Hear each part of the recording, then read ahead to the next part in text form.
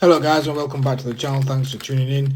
So today I'm going to be unboxing the Miyoo Mini Plus and also showing you around the device itself and showing you some gameplay footage. This is an unboxing slash review, so sit back, relax, and let's get right into this unboxing.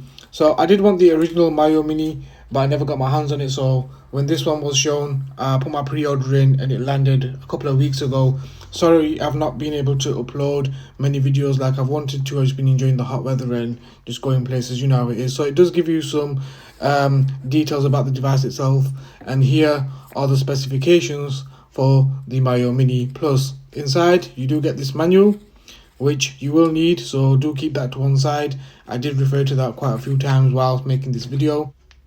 So let's continue to unbox the rest of the actual device itself. If I can get into it, it's been a while since I've done one of these unboxings. I'm a little bit rusty.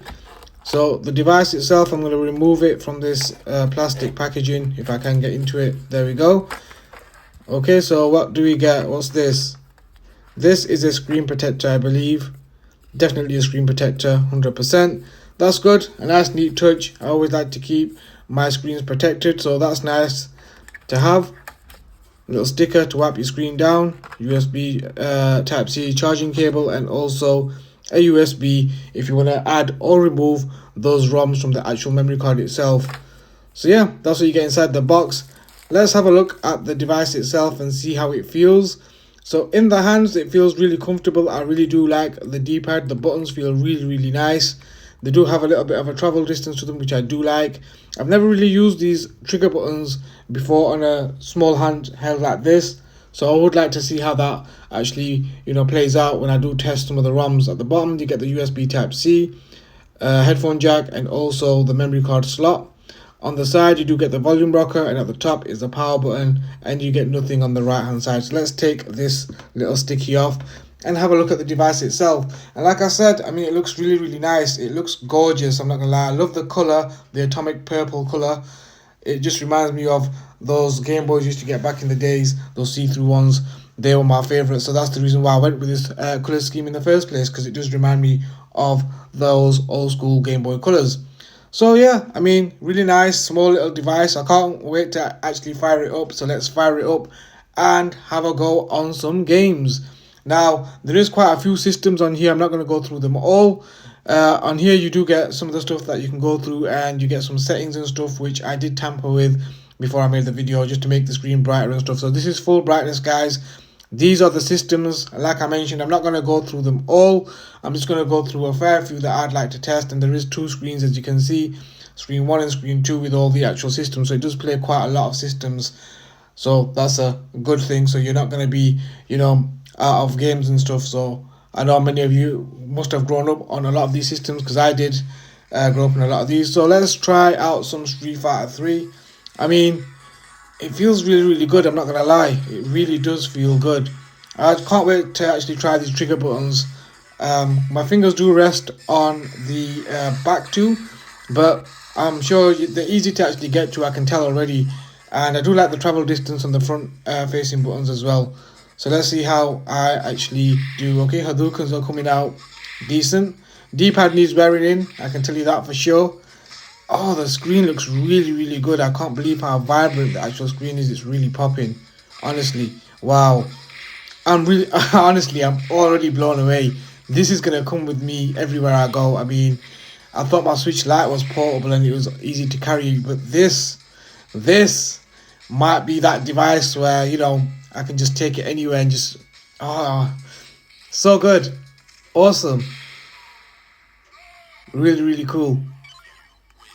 Let's have a look. So, I mean, the D-pad does need wearing in. The buttons are really tactile. I really do enjoy these buttons. They are really cool.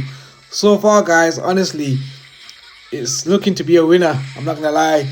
The actual ROM itself plays really well. There's no stuttering or anything. It's really smooth.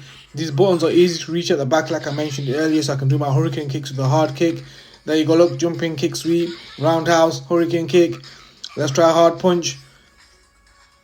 They're so easy, really nice and tactile as well. Really, I've knocked him out. What do you know? I've knocked him out.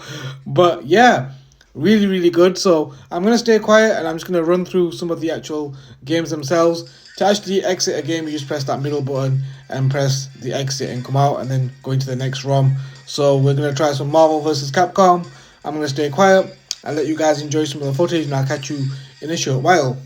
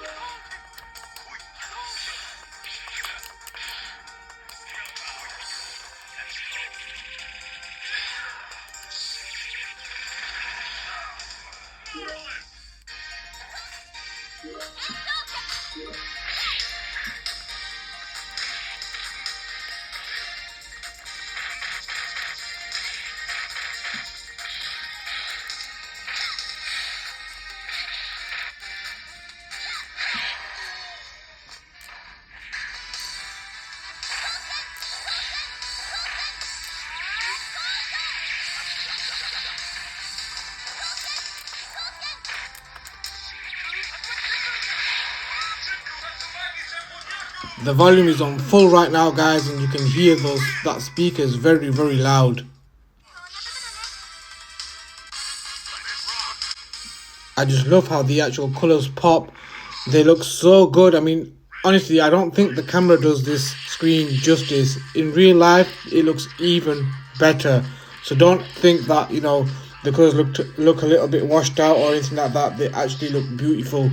All of these colors actually look way better in real life. I mean, the camera does a good job of doing a kind of like a true accurate representation of the actual colors, but I still believe that in real life the colors look way better, way better.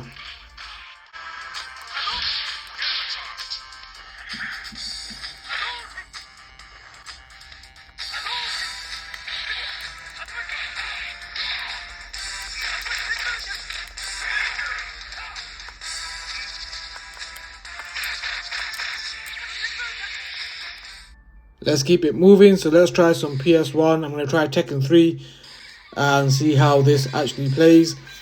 Most of these consoles when I used to get these back in the days, they never used to be able to run Tekken 3 that well. So let's see if times have moved on, and let's see if the power's there to actually play Tekken 3. So far so good, not gonna lie. Oh wow, it actually looks really good. It's like it's been upscaled almost for this actual screen. The screen's really tiny and the graphics look really good. Wow, there's no lag, no nothing, smooth, but a smooth gameplay, guys, just like I remember it way back in the days. The PS1 did a really good job with Tekken 3, honestly. I can't believe how good this game actually was. I used to play it a lot at the arcade as well, but me and my brother used to play Tekken 1, 2 and 3 a lot. Used to give us, as soon as we used to jump off Street Fighter, we used to jump straight onto Tekken. So a lot of nostalgia here, and it's playing really well, guys. I can't fault it at all.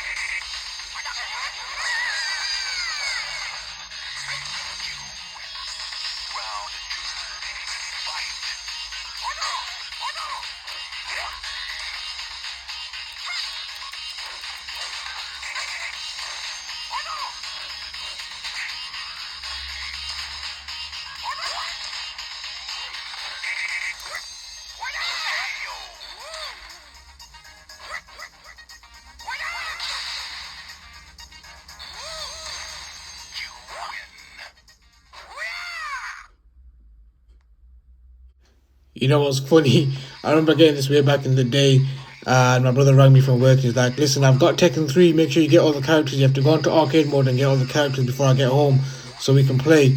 I remember sitting there for a couple of hours and trying to get all the characters. So when I booted this actual ROM up, I actually forgot about that, and I was looking for Kazuya, because Kazuya is my main character. I always use Kazuya, so playing as low, is not my actual forte, because Kazuya is my main character. But there you go.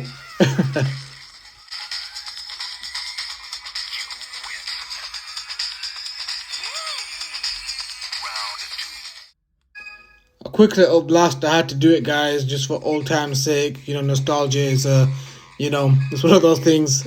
I had to put this game on and just boot it up real quick. So just to give you guys a quick glimpse, here's Gran Turismo 1 for the PS1.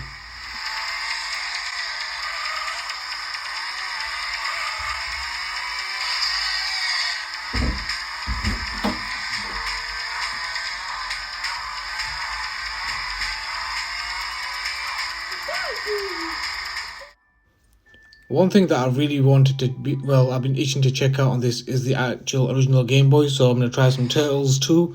I used to play this a lot when we had the Game Boy way back in the day. I remember playing this game a lot. It wasn't actually our game, I borrowed it off I think we borrowed it off a neighbour, or if I played on the neighbour's console, I can't remember, but I remember playing it a lot, taking it in turns through, how it was.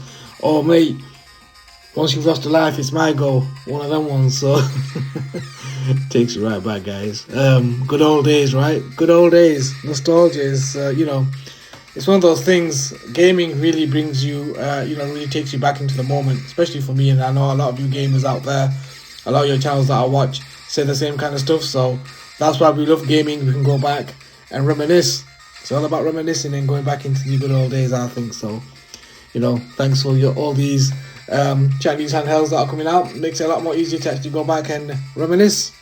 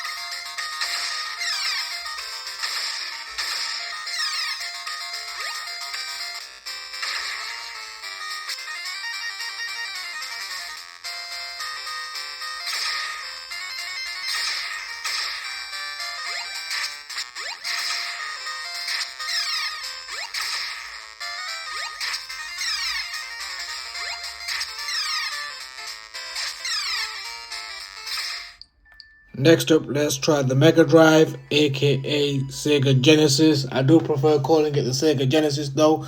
We're going to try some Revenge of Shinobi, one of my old school favourite games. I used to play this a lot with one of my school friends way back in the day.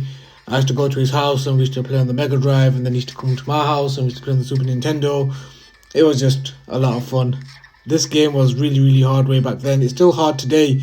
I don't know how I managed to complete it way back in the day. I mean, we must have had some super quick reflexes way back then, because now I struggle to play these types of games. I just don't have the reflexes anymore. But I do want to sit down one day and run through a game like this and see if I can complete it and make a video on it or something. I don't know.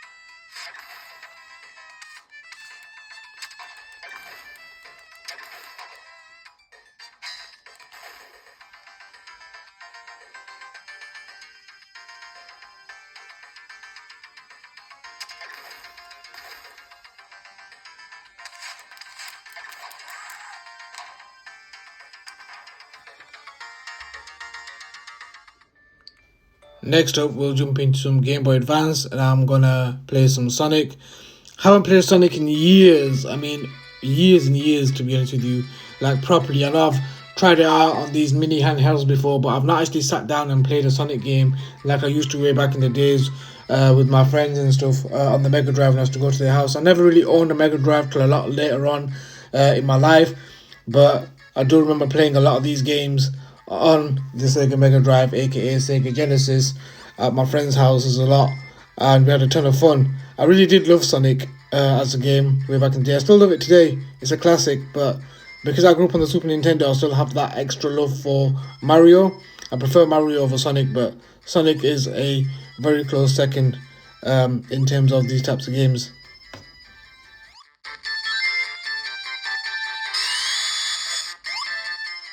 Now, I don't know if you can tell if it's just me, but this ROM doesn't seem to feel like it's running at full speed. Let me know in the comment section down below, guys, because I don't think it's running properly.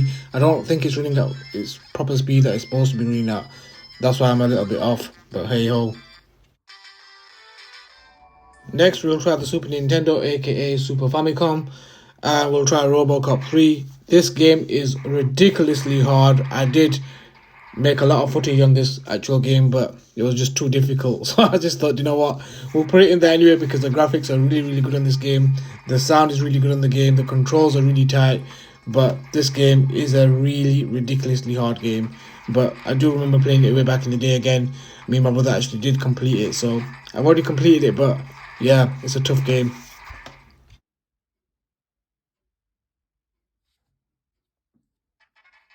This next game takes me really way back into the early years of having the Super Nintendo, and the game is called Ranma 1 and 2. I really do remember this. I think we also played this on the Neo Geo, the console Neo Geo, where my brother's friend, he actually borrowed us the console. But this is a old school classic. If you remember this game, guys, you are old. But old is gold. I'm old too, but yeah, going back now, this game is a classic. It's a gem, a real gem of a game.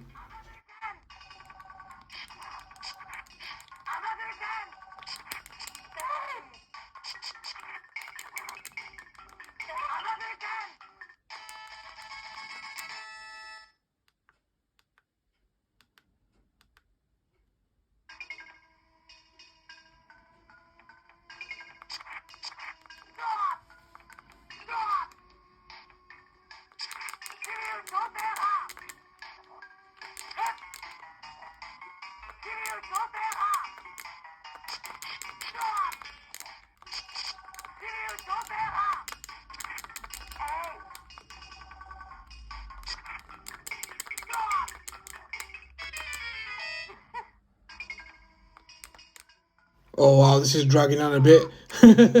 I don't know what I'm doing. I'm just trying to, button bash my way out of this. I don't know any moves or anything. I'm just trying to beat this guy and get to the next game.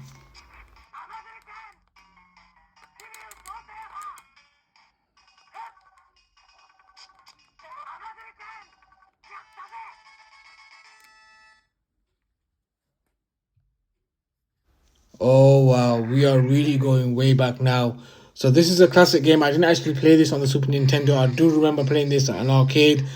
It was a little dodgy arcade where people used to be like, "Don't go there," where people used to smoke.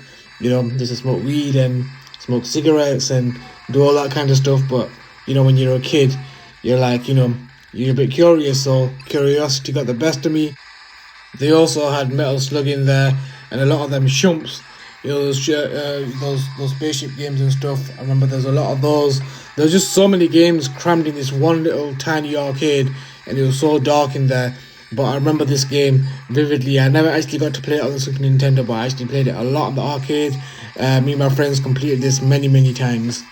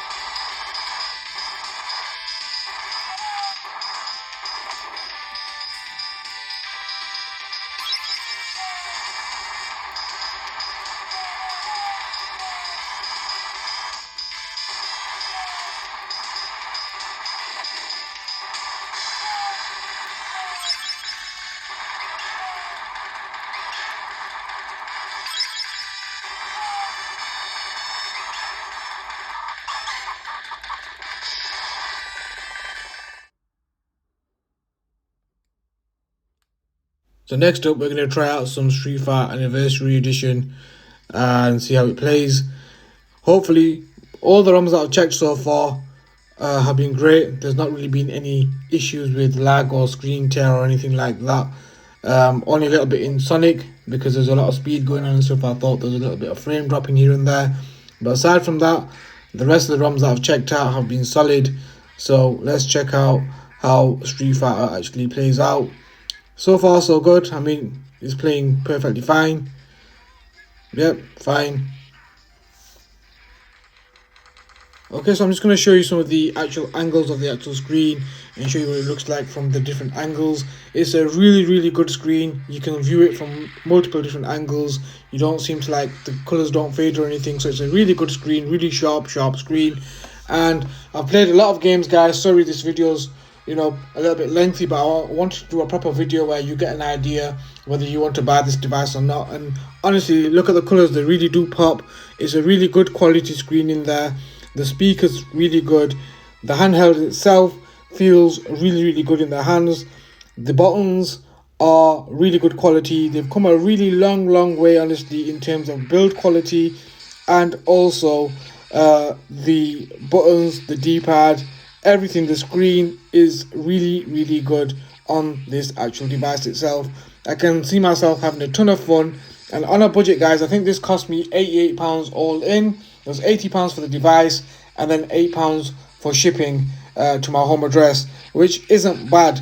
I mean, for £88 you get a really good device that you can carry with you, that's really well made, really well built, with a ton of ROMs. I mean, you can actually, what I'm going to do is I'm going to take the card out and I'm just going to put the ROMs on that I actually own and the ROMs that I actually want on there, because there's just so many that I don't own, and I don't like to have games that I don't actually own. That's why I didn't play any games that I don't own. The games that I do have, I already have paid for and I already have in my collection. So that's the reason why I played those. But I will be taking most of these ROMs off. And yeah, that was it, guys. So I totally recommend this device. It's well worth the £88. If you're in the market for a really good handheld that's small, that fits into your pocket nice and easy, this is the one to go for. I mean, look, in my hand, it just feels really good. Again, fits nicely in the pocket, nice and snug.